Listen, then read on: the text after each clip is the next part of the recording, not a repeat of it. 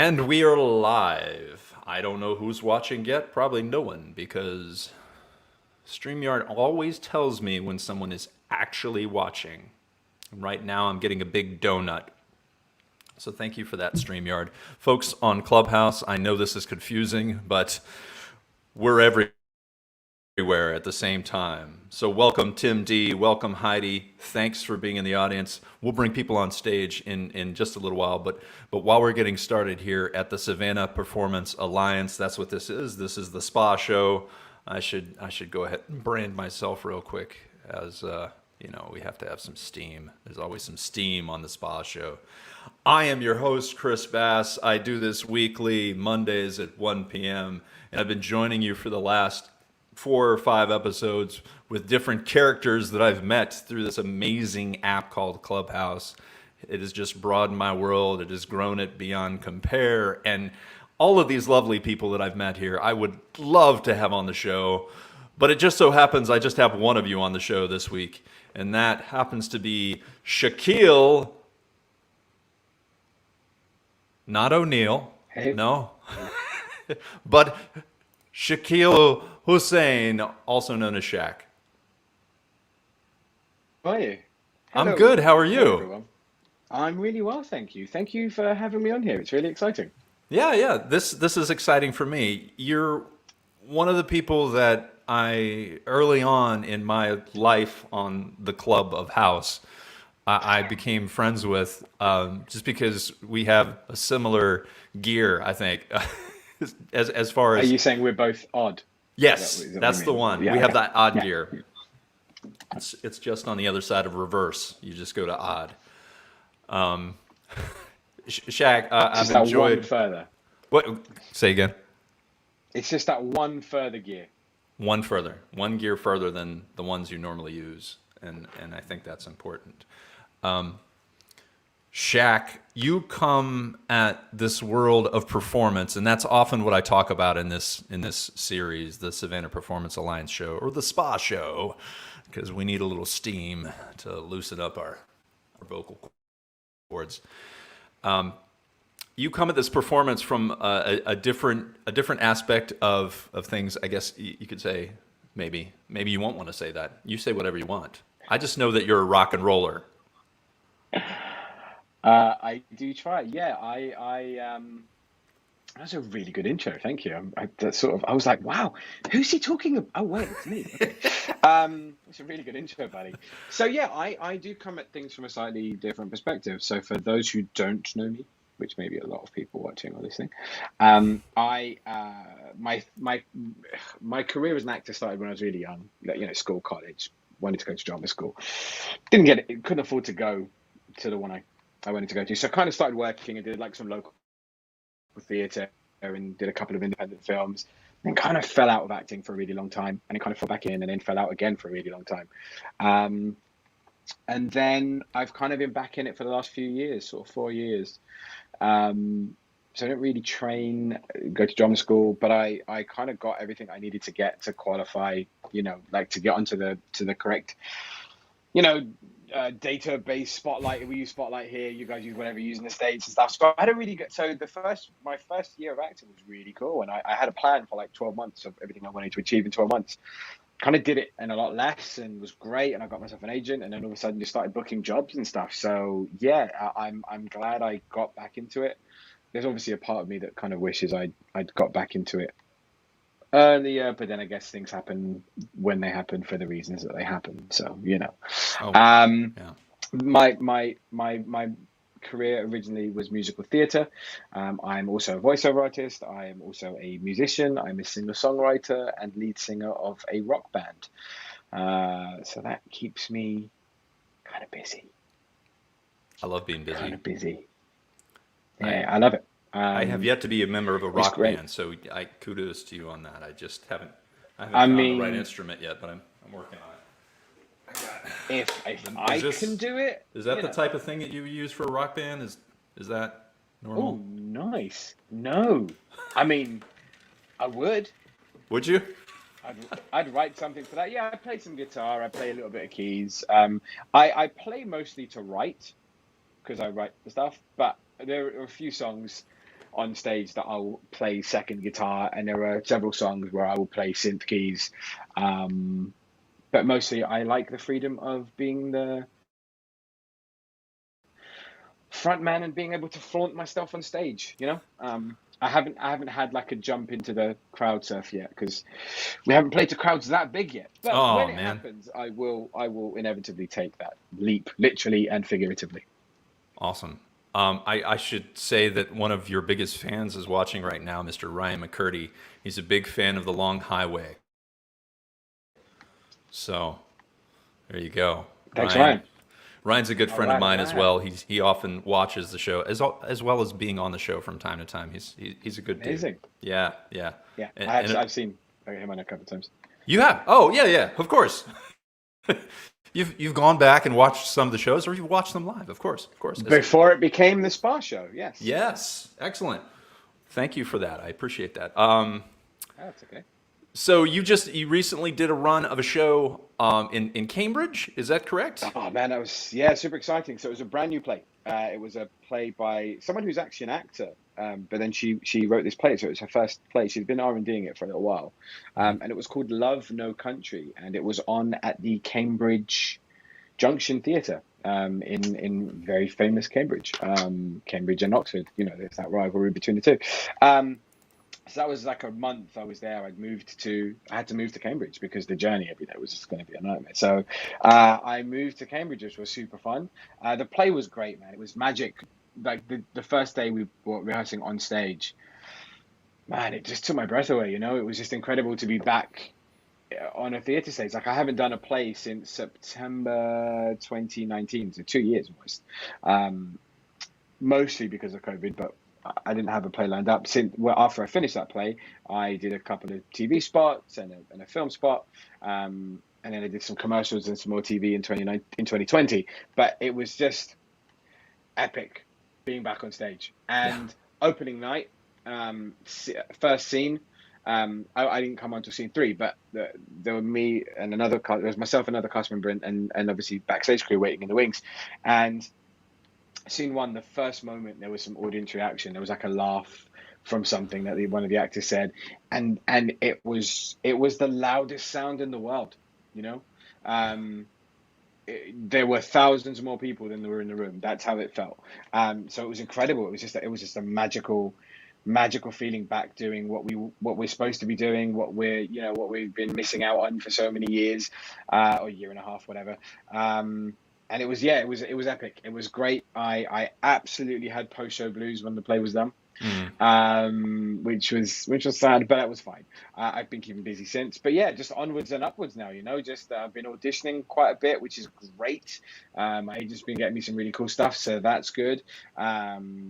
Just had a really cool audition, self tape, 2 nights ago, which I'm very excited about. So obviously I have to wait and hear back on that. But it's good. I'm keeping myself busy. I'm currently doing some work kind of within our industry, as like my side hustle, Hmm. which I've been doing for the last week or so. We all know Lorna Gatherer Ford from.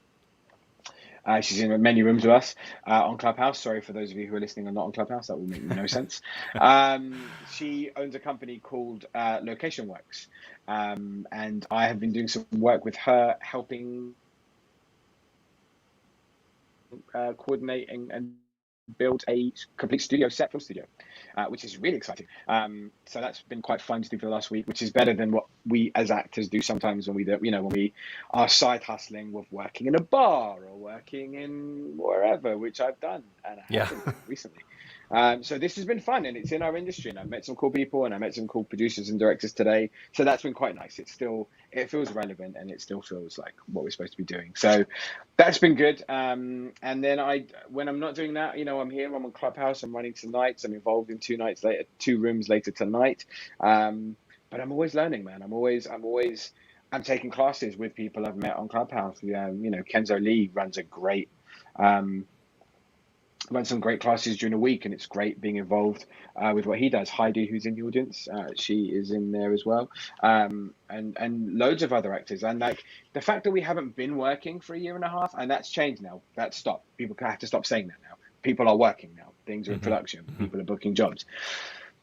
But throughout that time and even now, like I haven't stopped learning. I haven't stopped trying to improve my craft. Like I'm never going to be the actor in my head that I want to be, because nobody ever can be. Even people like Pacino are constantly still working and learning, and he's constantly adapting, and he's at home and he's reading things and he practices, and he practices his delivery. He's still obviously always working on this stuff, and I've been the same. And I've said this before, and I don't know if I've said it to you, but like acting isn't like a computer game. There isn't a boss level. You don't get to the boss level, complete it, and then go, great, I know everything. You don't. You're No. always evolving. So I'm still taking classes. I'm still reading. Like I constantly go back to reading An Actor Prepares by Stanislavski, because that's kind of the book that I've began my acting career in. And there's so many great new people out there. There's great new things to read and learn. So yeah, I'm constantly just trying to be better, Yeah. which is it's such an important thing. That is, it's incredibly important. I myself am a lifelong learner, and that's why I've enjoyed this community on Clubhouse so much, is because it just seems like everybody wants to learn from everybody else, but also they want to give their wisdom to each other, Oh especially in my the God. voiceover community. It's just beyond belief. I had no idea. I literally had no idea until I walked It's into a room.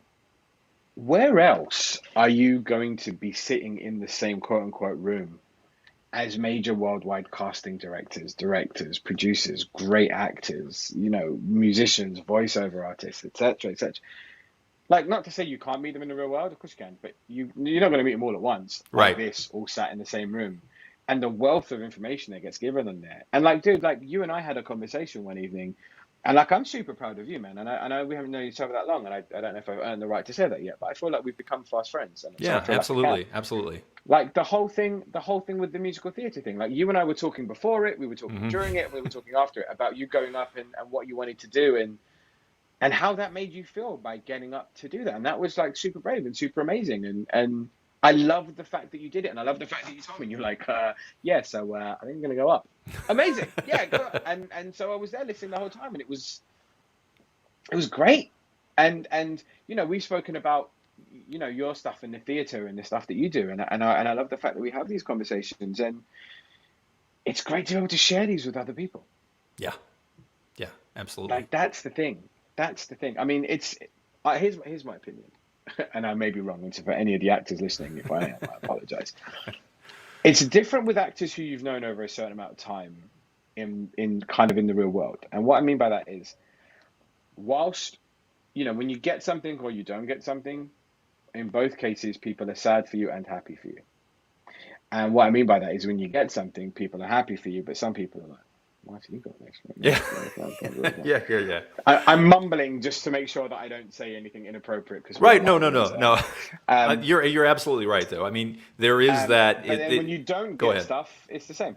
And when you don't get stuff, sorry to cut you off, it's the same. People are sad for you, but some people are happy. But go on, you were going to say something. I was going to say that, yeah, whenever you're in this collective, this localized collective of people who are all going for the same jobs, of course, you're going to have that competition. I don't feel like that's not something that we put on ourselves when we're in Clubhouse. We're not competitive No. at this. We're just building each other up as we go. And we know once we're all out of this and we're in the real world, we're going to see each other and we're going to say, dude, congratulations on everything you've done so far. And I can't wait to see what's next, I think it's amazing. This has been like, Clubhouse is almost like, it's like cheap. Well, no, it's like free therapy for so many people. Yeah. Um, because we all get to talk to each other about things. We all get to sit in the same rooms and take the same information. I've learned as much from other actors on Clubhouse as I have from producers and directors and casting directors and blah, blah, blah, blah, and whoever, whatever fancy title somebody wants to give themselves. I've learned as much from other actors who may have done more or less work than I have, because it's about mindset. Hmm. It's not about necessarily what you book. It's how you approach booking stuff. It's how you react when you book it. It's also how you react when you don't book it. What sort of person are you? How do you? And so much of this is about mindset. My early days, if I didn't get a role, if I was rejected for a role, I took that personally, and I'd second guess it. I'd question why didn't I? What? I wasn't right for the role. There's Right. nothing. If you're not right, then you're not right. There's nothing else you can do. That's like me walking in for a part playing an elderly black lady who has experience with 17 grandchildren because she's got 5 kids. I don't know. I wouldn't know what that's. I'm not. And I'm not going to be the person. for those of you on Clubhouse who aren't able to see Shaq right now, he is in fact not an elderly black lady. So just so you know. Just so you know.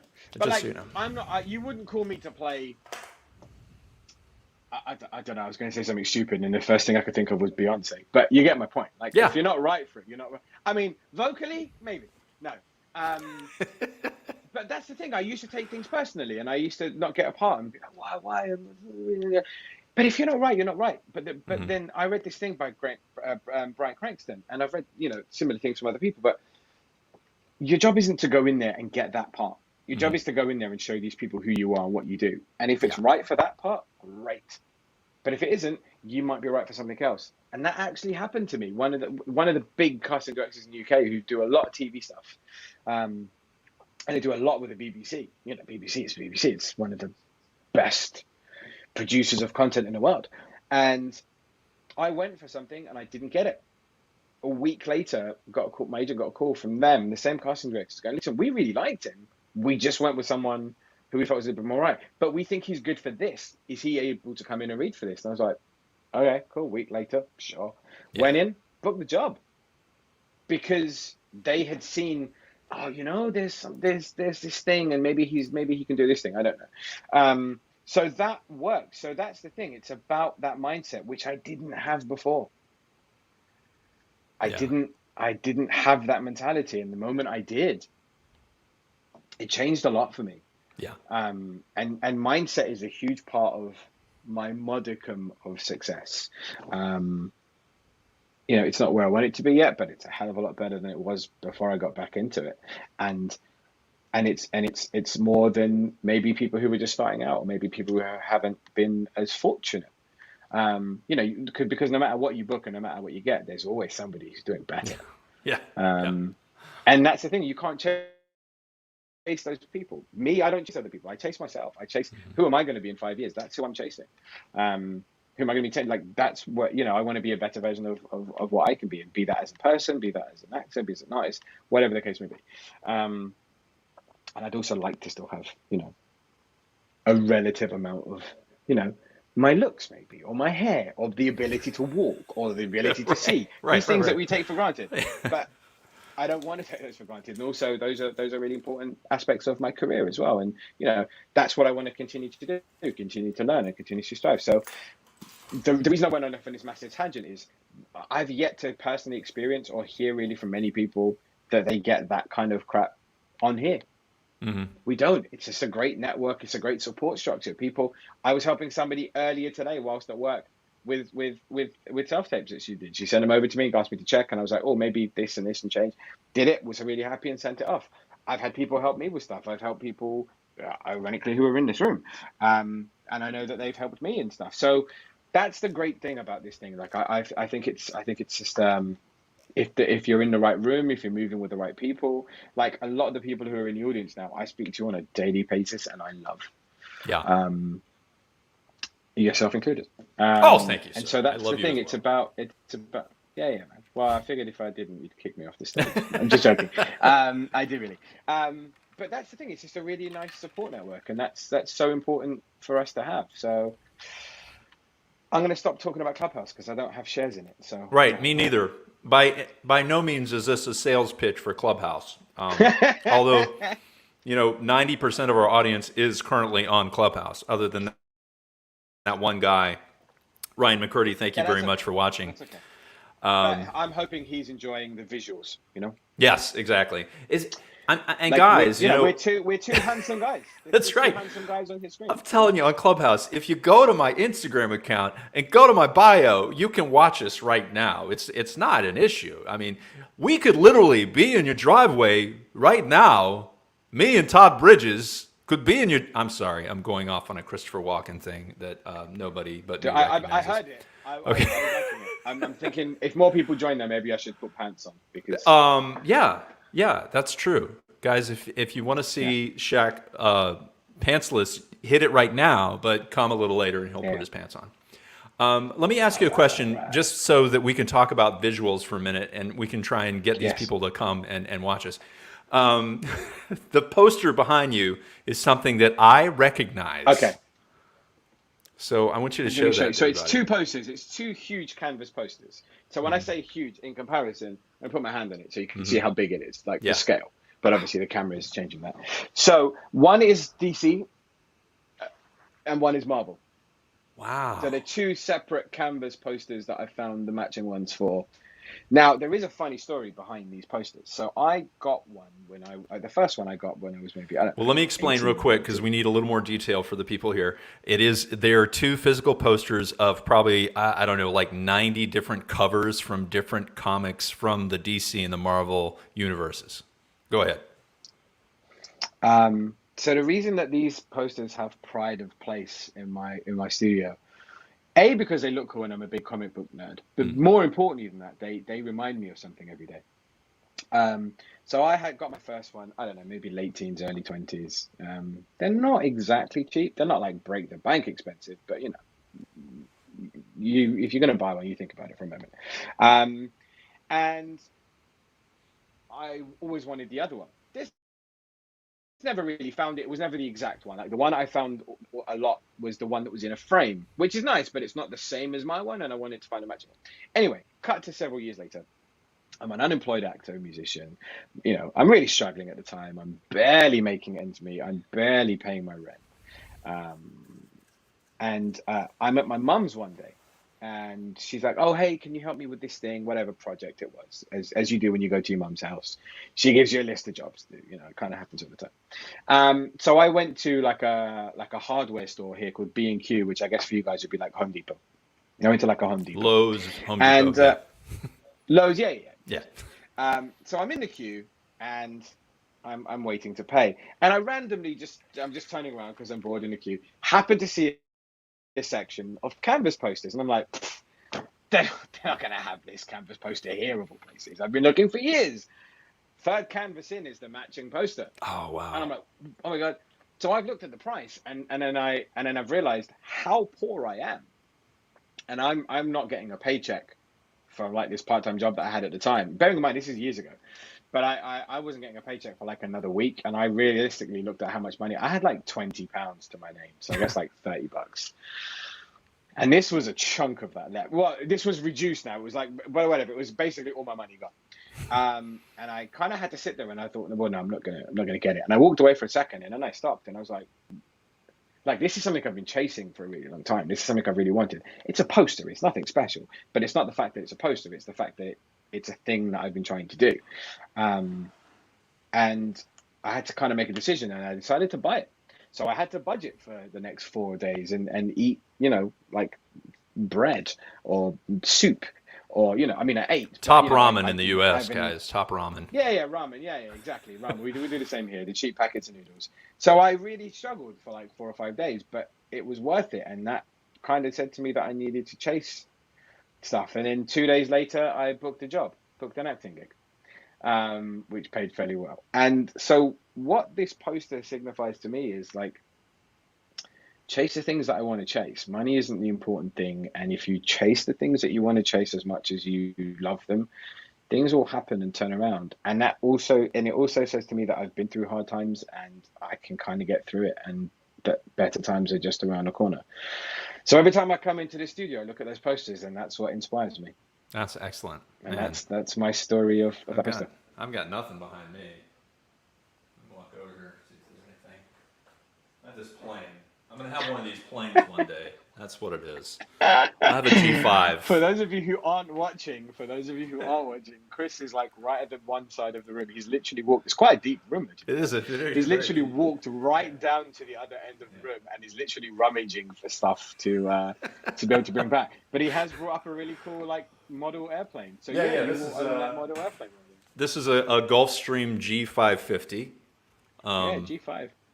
So that's about, I think that's 50 million for one of Yeah, these. yeah. About that. Or if you're not quite at the place where you can afford to buy one, you're at least in the place where you fly in one regularly because you can afford to, and money isn't. You Right. know, I take either. I would If I can too. be like, hey, Shaq, we're flying you out for this audition, or we're flying you to Cannes, or we're flying you to set in a G5, I'd be like, yeah, I Yeah. can deal with that. But we're It's not better than chasing taking that. the We're bus. chasing what we love, right? Not this G5. You know what's really funny? It does sound like a really conceited thing that a lot of actors say, oh, I'm not chasing money and I'm not chasing fame or fortune. Listen, I'm not going to knock down money if it comes knocking on my door. Sure. Of course not, because it'd be nice to. But you get to a point, hopefully, if you're lucky, you get to a point as an actor where I'll be honest, most of the time that people have these conversations, it's people who've been working for a lot longer than we have and have much more credits and much more money. But if you get into that mindset early, it's good. You have to decide the type of actor you are. You have to decide what type of work you want to put out there. Now, that being said, over the last couple of years, I've done some like corporate gigs that no one's going to get to see because they're just going to be like in some corporate video. But when they pay you like $2.5, $3 for like a half a day's work, you're like, I will take that. If I can take a few of these, that pays for me to chase the other thing. Yeah. So you kind of have to decide what actor you want to be. Now, I'm going to just say, we've got in the audience here on Clubhouse is my very good friend, and I'm sure you all know him, Peter Parker. Peter's my boy. Like, we've become really close friends. A few days ago, Peter booked his first theatre play. Wow. And he's so excited. And I'm very lucky that I got to know this before he got it. And we were having this conversation, and he was really excited, and we were talking about theatre stuff, and he was asking me some questions about theatre. And I'm like, dude, anything, whatever, anytime, whatever you want to know, don't, of course. And then he goes and books the gig. How amazing is that? That's amazing. And that's the sort of work he wants to do. He wants to. You have to be defined by what you're looking for, and what you want to leave out there. And I've turned down stuff that was paying okay and may have been in a decent enough project, but I didn't believe in the role or in the job, and I kind of felt like it was the opposite of what I was looking for. And like I haven't really had. I'll be honest. I've rarely had any issue of being typecast because of my skin color or playing. I don't know, man. Mohammed the cab driver or whomever, the whatever. Like I'm quite lucky, I guess, because I kind of have a slightly ambiguous look. Like no one's really gonna tell where I'm from, and I've got to play really cool stuff with it. I've played Latin. I've played like this Mexican prisoner in a big movie that's going to be out later this year. I've played European. I've played some other bits and pieces. It's cool. I've also played some Asian parts, but I'm half Asian, so I because the other half isn't. People are like, where are you from? What are you? And I'm like, oh, whatever you want me to be. Yeah. And that's where the accent game comes in, because then I screw with people and I pretend I'm from everywhere. So I've not really had that, but I've had a couple of roles that were really, really cool things, and I'm like, the role has been that. And I'm like, we've moved on from that, so I'm good. But I would say 90% of the roles I get in have nothing to do with that, which is great. And that was kind of a stipulation I kind of put to my agent when I signed, and I was like, I don't want to be the token. I'm not playing those ridiculous roles that we've moved on from them that seem really antiquated. And you just don't need them. It was like in the 90s and the early 2000s, all we were seeing really, you weren't seeing a lot of black leads in a lot of things, but what you were seeing was a whole bunch of white leads, and then they have the comic relief black friend. Hey man, what's up? What's going up? Yeah, Right. And you're like, this is so stereotypical. And it got to the point where like a lot of black actor friends of mine were like, that crap needs to stop, because we're not just that one character. I mean, don't get me wrong, some people have nailed that character, like Chris Tucker in Friday. Right. Genius as that character. But not every one of them is a Smokey. Loads of them are forgettable black guy number 3, whose name we don't remember because the film wasn't that great, the role wasn't that great. Then you cut to a few years later, and, we've got incredible black actors playing royalty, playing superheroes, changing the world for black people because it introduced the culture. Okay, granted, it was a slightly made-up country, but that's not the point. It's the culture of what it represents. And all of a sudden, now you have Wakanda forever, and now you have young black kids running around who have their own superhero. They have someone to look up to. They have someone to be inspired by. They have someone to aspire to be. And what better way? What can you create that's better than that? Yeah. You know, they Yeah. had somebody to identify with. I mean, granted, there have been other black superheroes, but none that have made that impact. You had Luke Cage, you had the Falcon, you've had Blade. Blade's great, but you don't necessarily want your kids running around being a No. murderous vampire, you No. know. No. No. No. So, or maybe Half you do. I vampire. don't know. Half vampire. Half Everybody. vampire, a Right. daywalker, if you will. Yes. If you will, a daywalker. Exactly. Let's get her. What? Yeah, and he doesn't have You know. shiny skin either. That's not vampires, guys. Oh, Just thank the Lord, because Twilight wasn't a vampire movie. It was about somebody who suffered from a blood disorder and needed to refresh blood. It had nothing to do with vampires, in my opinion, because sparkly vampires. Come on. okay, guys. No. I think this is the perfect opportunity. I would love to invite those who are listening on Clubhouse, and I'm talking to Heidi, Chantel, Rochelle, Peter Parker Jr., Dante, Krista, Red, Helena, David, any of you, if you want to come up, you want to ask some questions, just so you know, it's not being recorded on Clubhouse, but we are streaming live on YouTube and Facebook, so people will hear your voices through there. But you're more than welcome to come up and ask any questions you want of us. Until such a time as you do, Shaq and I will go on, continue talking, and we'll start making stuff up in a minute. Forever, ever? Forever. What was that? That was sorry, Miss. No, that was Outcast. Oh, okay. All right. Cool. Sorry, Miss Jackson. Forever, ever. No. Yeah. I got it. No one's demographic. Yeah. Absolutely. Yeah. I'm just saying. You said we're going to be here indefinitely, and I just like forever. Forever, ever. That's right. That is so right. So I'm going to update some people on some things that I'm doing lately. Oh, Peter, Heidi, they both raised their hands. So come on up on the stage. I like buses. Where's the bus? Is it here? No. Yeah. Hey guys, what's up? Hi, Heidi. Hello. How's it going? Hi, Heidi. It's going great. Hi, Shaq. Hi, Peter. Hello, Heidi. Hello, Dr. Hendrick. How you doing? Shaq, Chris, what's going on, man? I just saw this much, video man. pop back. You know, I'm actually in transit. Shaq knows, man. I'm always on the move. But I'm gonna be hopping on the tube and the tube that's in the subway, whatever. You know, to go into the city. But you know, I had a few moments to kill, so I was just laying back in the cut, just listening to the conversation. I like it, and you streaming on YouTube Okay, he may have gone on the right tube now? just Or then. is it Did you go on the tube just then? YouTube? No, not now. No. I'm Okay. saying I'm sorry. No. Well, if I was, I wouldn't be having this conversation because it keeps cutting out and stuff. But I'm saying I just wanted to join in before I hop on the tube. Yeah. Oh, cool. So what's going on, Shaq? All good, buddy. All good, man. Just kicking it with Chris on the Spa Show.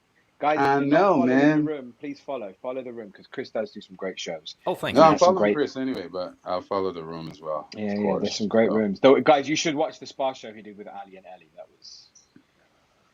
That was true. It was All right. entertaining, man.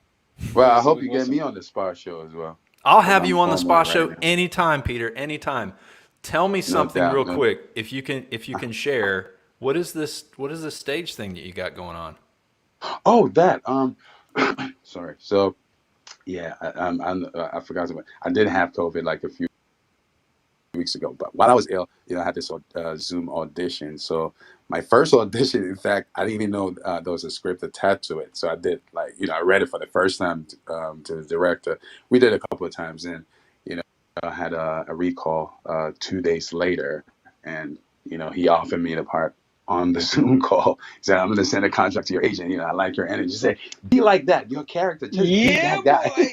boy. That's how you do it. On the Yeah. So we start rehearsing in October, I think, for a couple of weeks, and then the play itself starts from the 2nd of November to the 22nd at the Courtyard Theater. But I don't know if you know anything about that. But Shaq knows what's up. So your boy's there on opening night, right? no doubt. I'm kind of excited and nervous in equal measure because it's the first time doing anything on stage, and it's a musical as well. But my background is music, and there's like soul and rock, I believe, influences, some kind of James Brown vibe. Even there's some kind of hip hop in it. So it should be really interesting. It's called Punchy, and I played a character of Punchy's soul. So yeah, Oh wow, so that yeah, sounds it's pretty cool. intriguing. Man, there better be a recording of this. I'm gonna miss it while I'm there in September. I'm gonna miss your show. I know, but I'm sure there'll be a recording somewhere. So yeah, but yeah, great to be here. So what we chopping it up about? What we chopping up? Well, I was chopping up with Shaq here. Shaq was telling everybody his story because this first time on the Spa Show, you got to give us the full story. And then we talked about his Marvel and DC posters behind him, which nobody on Clubhouse can see, of course. I just find them extraordinary. So yeah, that's what we're talking, and a lot of what we were talking about is the spirit that we've gained through Clubhouse and this community that we have here of the giving and the sharing that we've just built up, and these friendships that we've built up. And again, by no Yeah. means is this a sales pitch for Clubhouse, but you guys should just join us on Clubhouse if you're watching the video. Please, we're I having have a a great question time. for Shaq. Go ahead, Heidi. Uh-oh. Okay. So okay, if you could continue your career fruitfully, in only one of the following stage or film, which one would you choose and why? Ooh, that's a really good question. Um, as I've been progressing my film and TV career, like the idea of never being going back to stage didn't occur to me. Like I thought I'd always go back whenever I could. But if I had to pick one going forward, I'm about continual growth, and 8 years of my life has been spent doing theatre. 9 years of my life has been spent doing theatre, and not as much has been spent doing film. So if I were to progress and go forward, I would then say if I had to pick one of the two, I would pick film because that's the next thing for me, and that's continual growth. So yeah, I'd pick film. Thank you. I like that answer. Thanks. Continual growth. What would you pick, Heidi? Yeah, I guess I would say the same because my experience is mostly stage as well, and I do enjoy getting to know the subtleties of film. So yeah, I would do that, and then maybe I'll just put on backyard plays, and then that'll suffice to. No. Sorry, you said to me you can only do Yeah, stage or yeah. film. So no, you can't do a play. My You can't. backyard doesn't count as. I mean, okay, that could be fruitful, I guess. Maybe if I'm planting, maybe if there's trees with fruit. Okay, Yeah. you can do one in your backyard. Okay. Okay. Thanks. Heidi, what play would you do in your backyard first? Oh my God. Well, I think it would be a musical. Um, let's see. Oh my gosh, Avenue Q. Avenue Q. Because it'd be just a bunch of puppets going around. Yeah, I think that would be fun. But you have to build the whole set too. I mean, that's like a New York set, right? I mean, do you? Do you? No, You just get some socks. You put some googly eyes on it, and you're good to go. That's great. I love that. That would be fun to watch. Yeah, that would absolutely.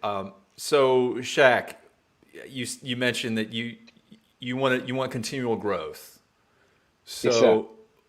but if someone came to you tomorrow with your dream stage role, and do you have a dream stage role? First off, There's a couple that there's a couple. I would play. Yeah, there's one I've always wanted to play that I actually got cast in.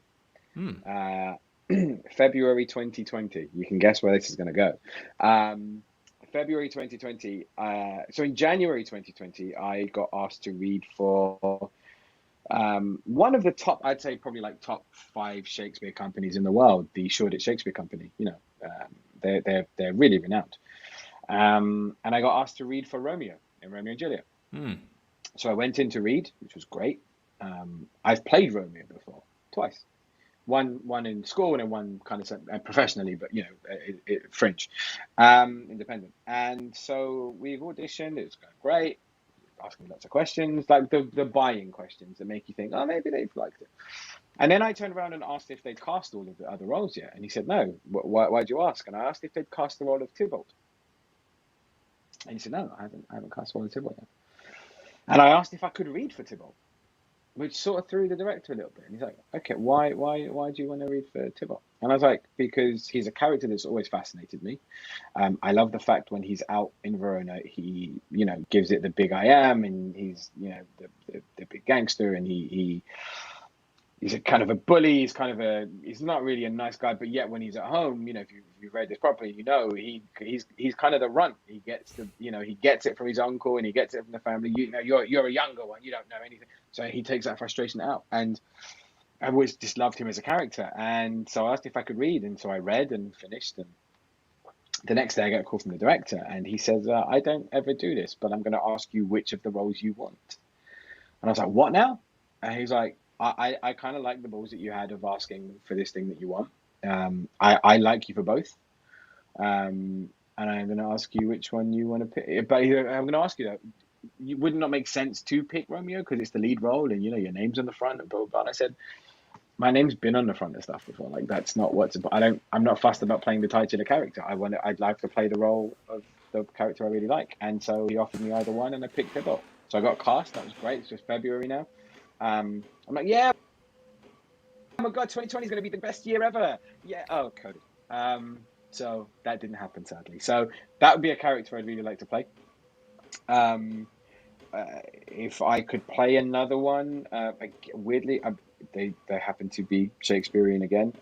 I'd like to play Hamlet because, who wouldn't want to play Hamlet? He's just like the ultimately disturbed, broken, just character, and that would be really fun to play.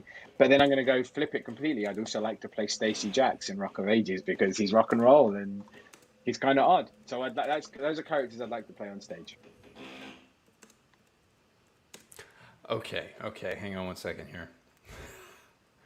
Keep talking. Oh, you want me to keep talking? Okay. Yeah.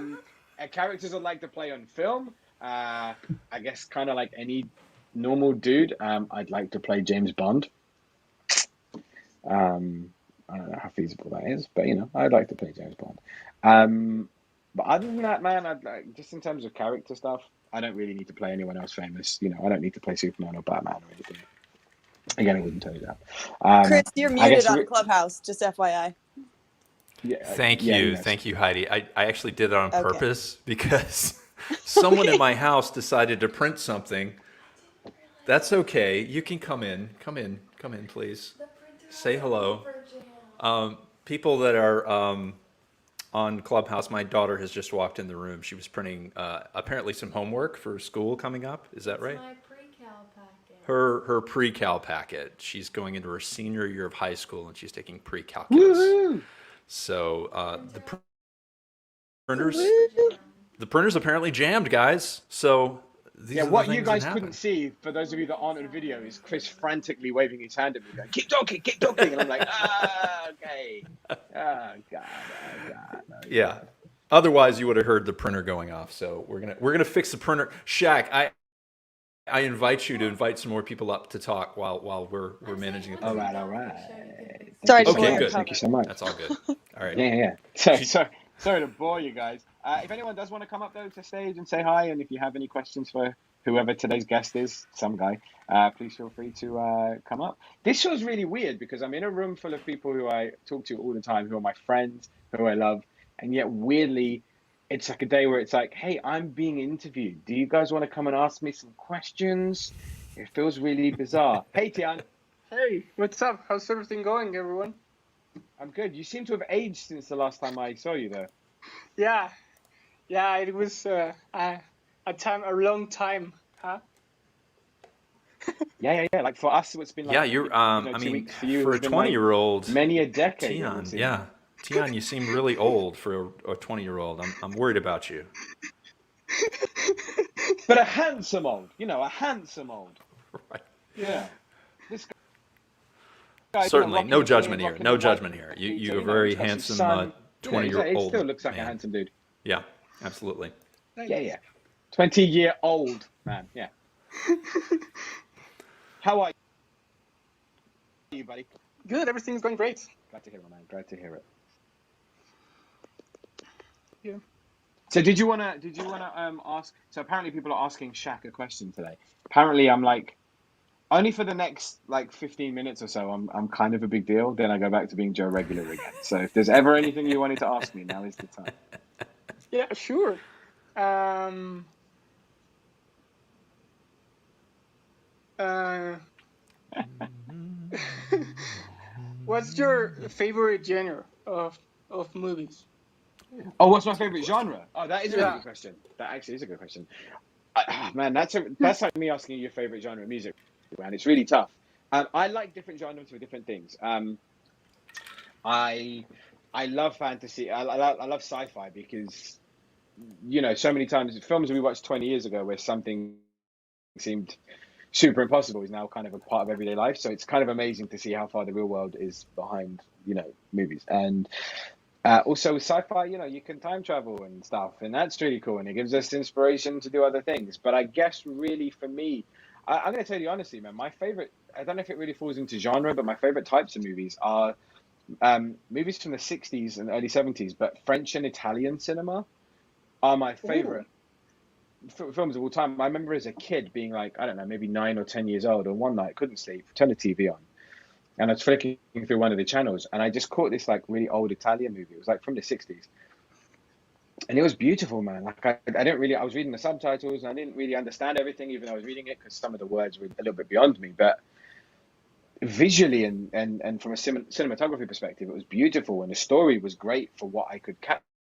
And the people were beautiful, and everyone was immaculately dressed, and I was like, wow. And so like the next day, I went to find like a newspaper or like a TV listing for the day before to find out what the name of this film was because I thought it was really cool. And then kind of realized, okay, so this is like an old Italian movie. And then I just went to like video stores and was just trying to find old Italian movies and then French movies. And those are the things for me. And but also even to today, like Latin cinema, Spanish cinema, Mexican cinema, even French cinema is incredible. Like the type of movies they put out. Like there's a great show right now on Netflix called Lupin, or spelt Lupin, Lupin, which is a worldwide smash. And it's a French TV series starring Omar Sy, and it's amazing. The way they shoot is very different. The way they tell a story is very different. Um, Pedro Almodovar is one of my favorite directors of all time. I've seen everything this guy has made. Um, so that would be like my favorite type of cinema you know, is Spanish and French, and as well as Italian movies. So, but then again, saying that, I sometimes love stupid stuff, and I like films with fart jokes, and I watch Anchorman. So there's no definitive. But if I had to pick one, like that would be those would be the types of films I'd watch. I love stories that are about the human disposition, and those films generally tend to be. They're about just just people who were just as we call in the UK wrong'uns. They're just so bad, and they're so broken, and they're so one extreme or another. But the story that they tell of human beings is beautiful, and it's always done in a great way. And for any of you who haven't watched any Pedro Almodovar, like you have to go watch his stuff. It's phenomenal. He's a great director, and he tells great human stories, and that's what I love to watch. So I hope that's answered your question, Tian. oh, nice. Interesting. Yeah, the British humor is really nice. The British humor can be, yeah, in certain films and shows. For me, my favorite British shows are like really old shows, man, like Monty Python, Mm. Only Fools and Horses, Faulty Towers, the Two Ronnies. Like for anyone who has no idea what I'm talking about, feel free to drop me a DM and I'll happily send you a link to some stuff. But yeah, I was really lucky. Like I grew up watching a lot of old comedy shows with my dad, so that was really cool. So I got into things that were probably way beyond my years. Um, but I got to get into them and watch them because he did, and it was like cool bonding time between us when I was a kid. So, yeah, that's kind of the stuff that I would watch in terms of British comedy. So, there you go.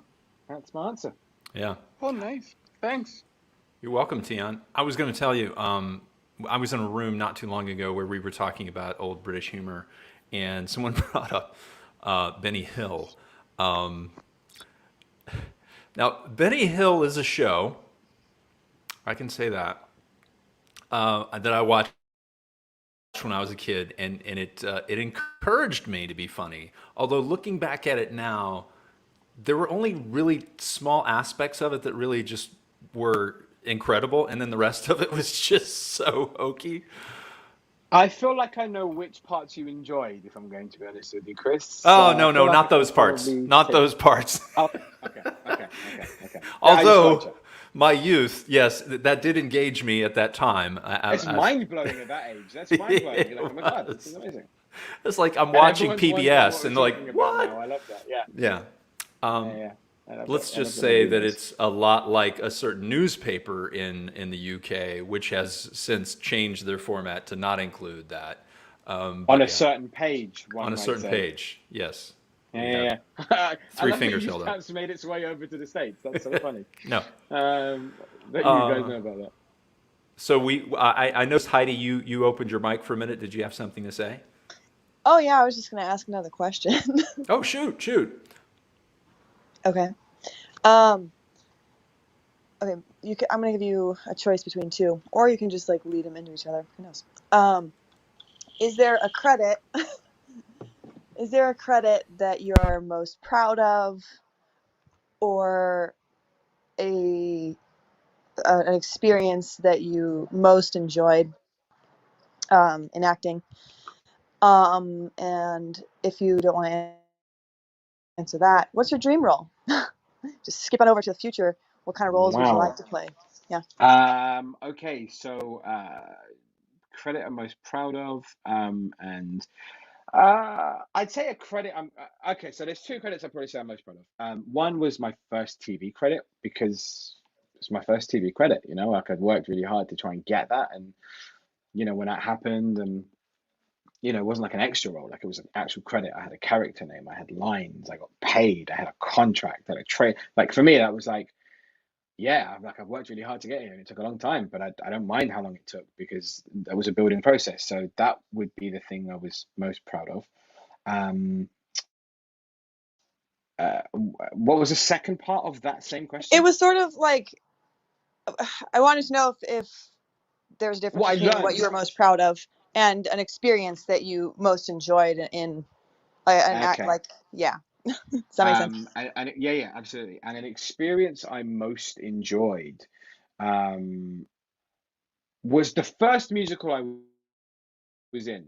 I got cast as I got cast as a couple of small little roles in this play. So the first one was like this really stereotypical Italian baker in this village scene. There was a stereotypical butcher and a stereotypical baker and blah blah blah. And I had to Little write a bit of a joke to make him. town, it's a quiet village.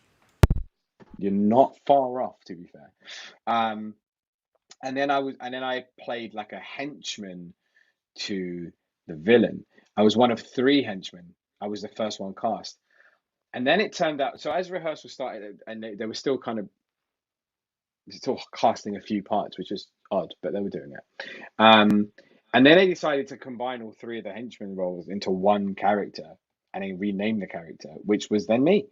And so I went from like a couple of lines here to almost instantly having quite a significant part.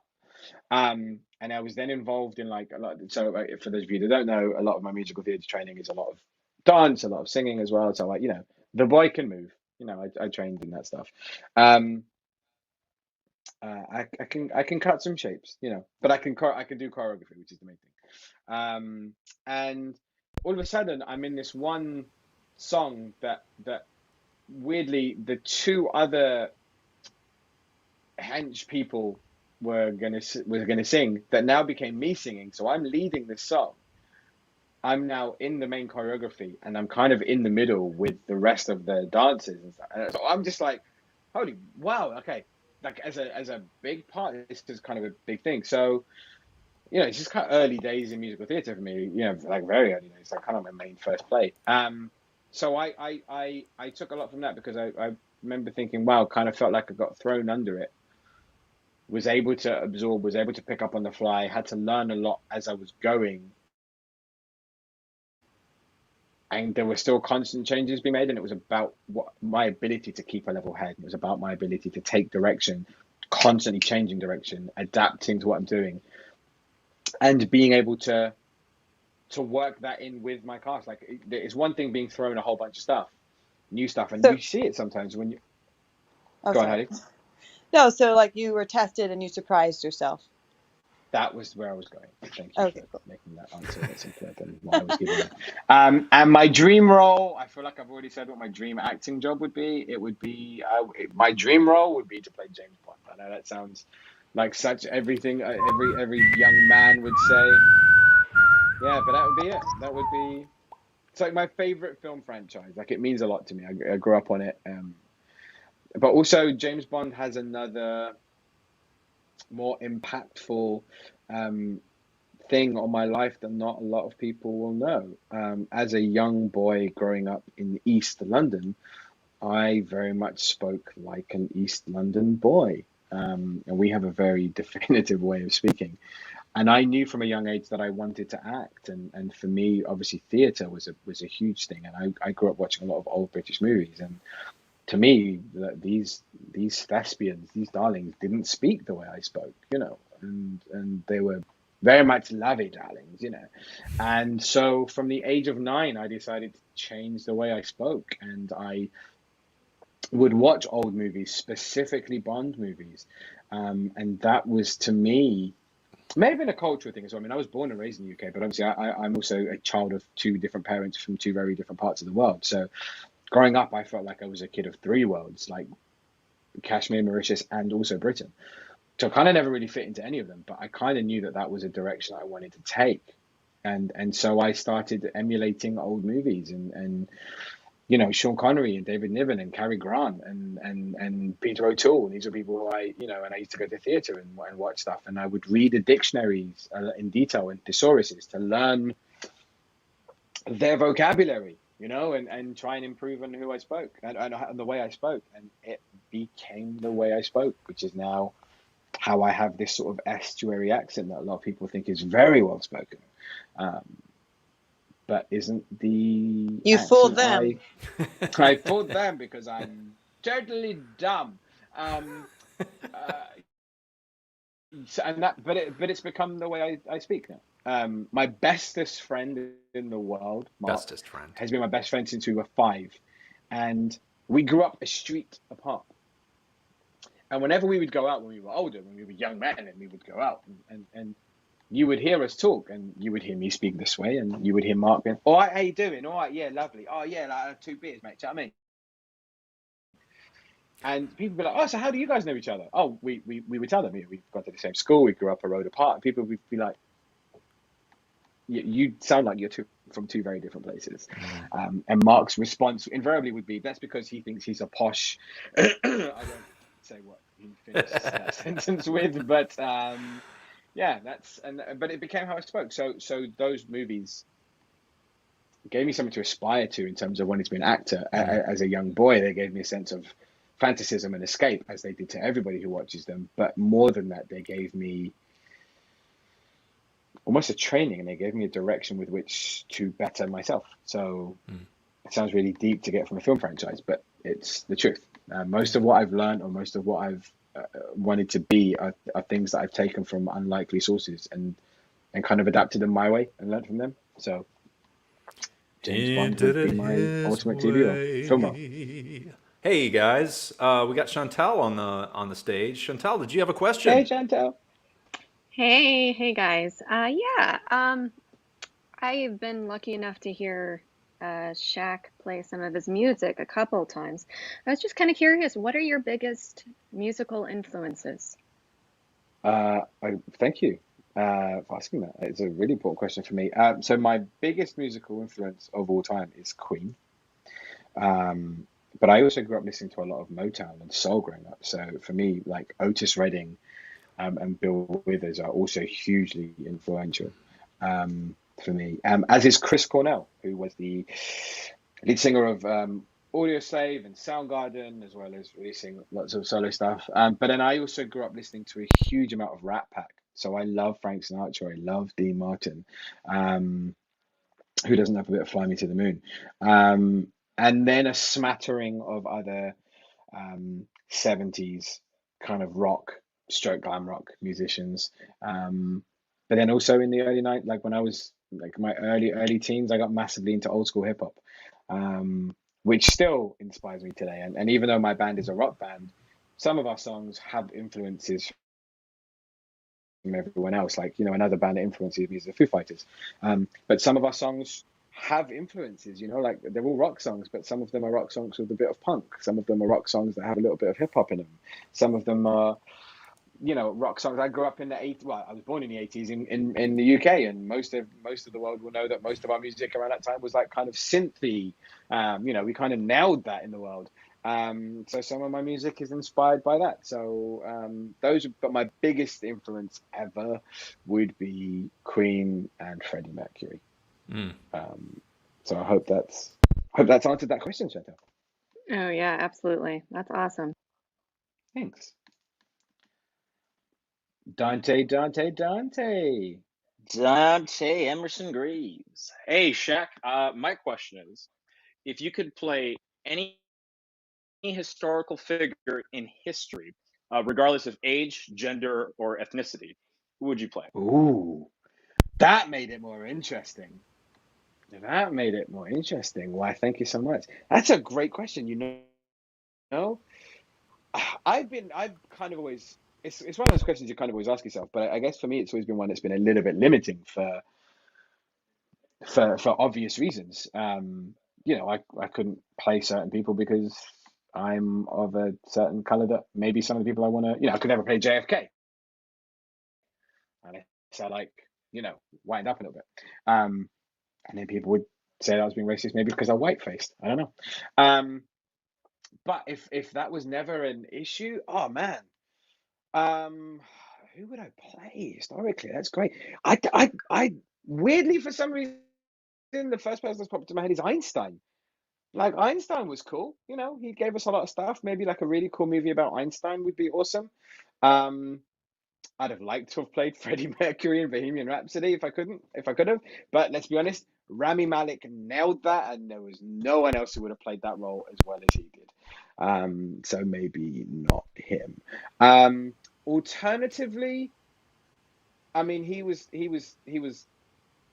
dark enough, maybe because of the sun, maybe because of spray tanning. I don't know. I could probably pull off the same sort of complexion as Elvis Presley, so that kind of could be cool. Maybe Oh maybe a bit more man, tan than Elvis. yeah, I I'd like maybe to see wouldn't need as that. much powder, but I've played. I don't know how you I play. mean, I've played Elvis, so That's Screw you, awesome. Dante. Screw you. That's awesome, Dante. Yeah, I'd maybe play. I know what's going to happen. I'm going to leave this room and then I'm going to know. Oh my God, I should have played this person, and then I would have blown it. But I will. Dante, if I think of who that other person is, I will DM you and for tell you, sure. because I feel like there's a much better answer than saying Elvis Presley, or who else did I say? Or Einstein. Although Einstein is kind of a cool one. Who would you play, Dante? Who would you play? Oh, that's a good question. Realistically, like if I had to go off of actual casting, I would most likely play Che Guevara. But if it was based on no, Yes.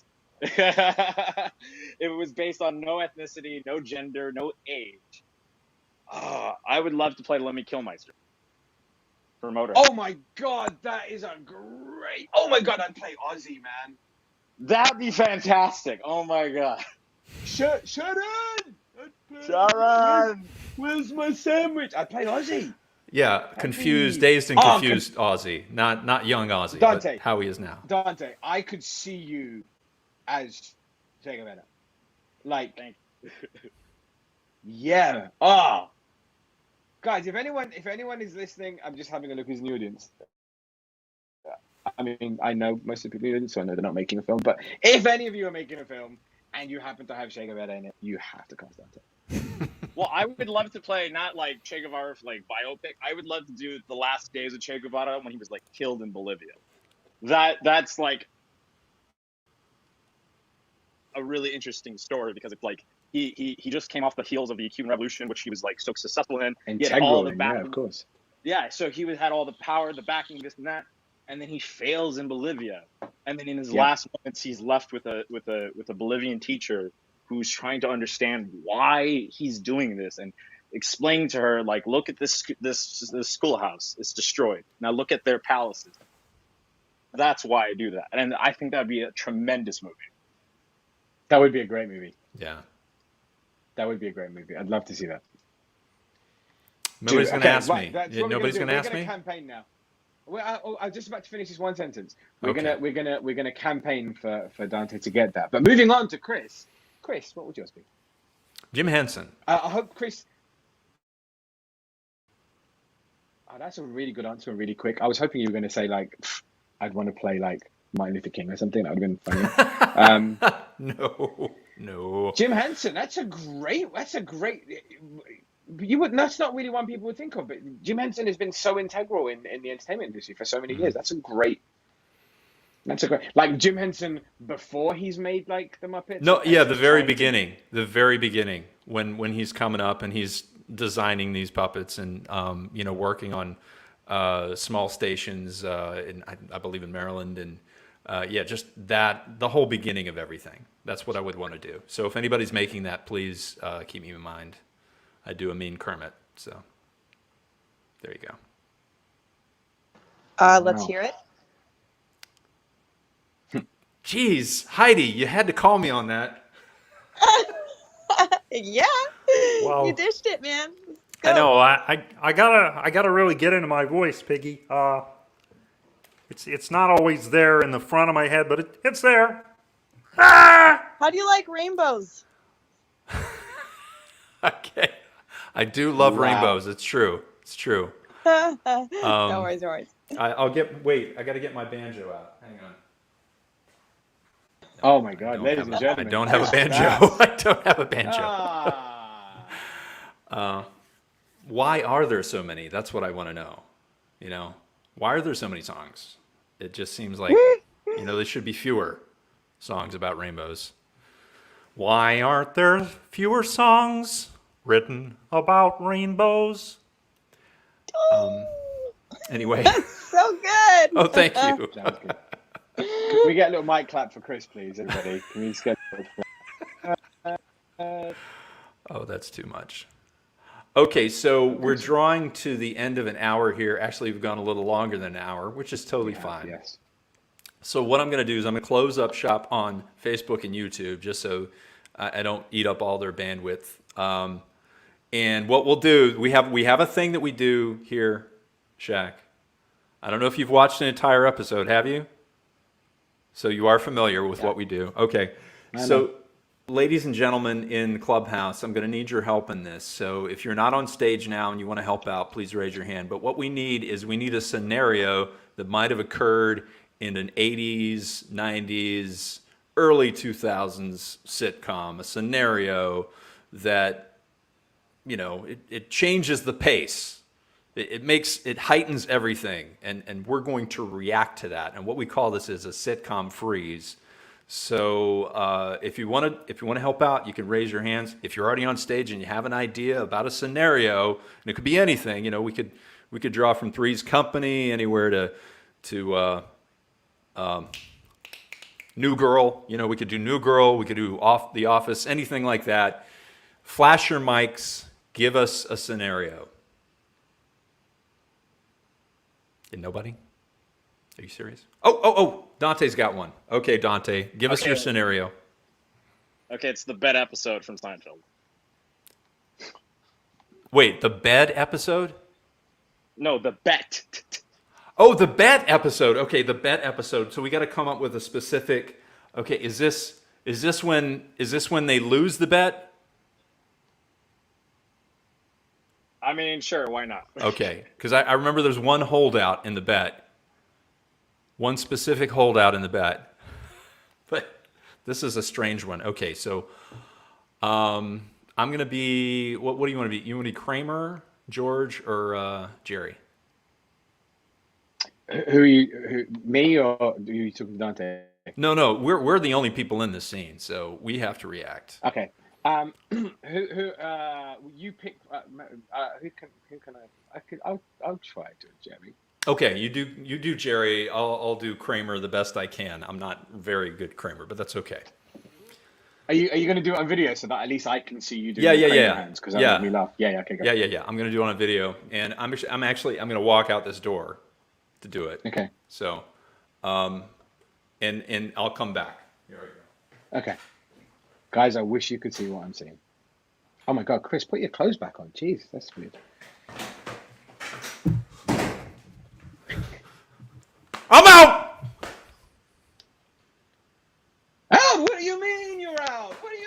I mean, I'm out. I'm out, Jerry. I'm way out.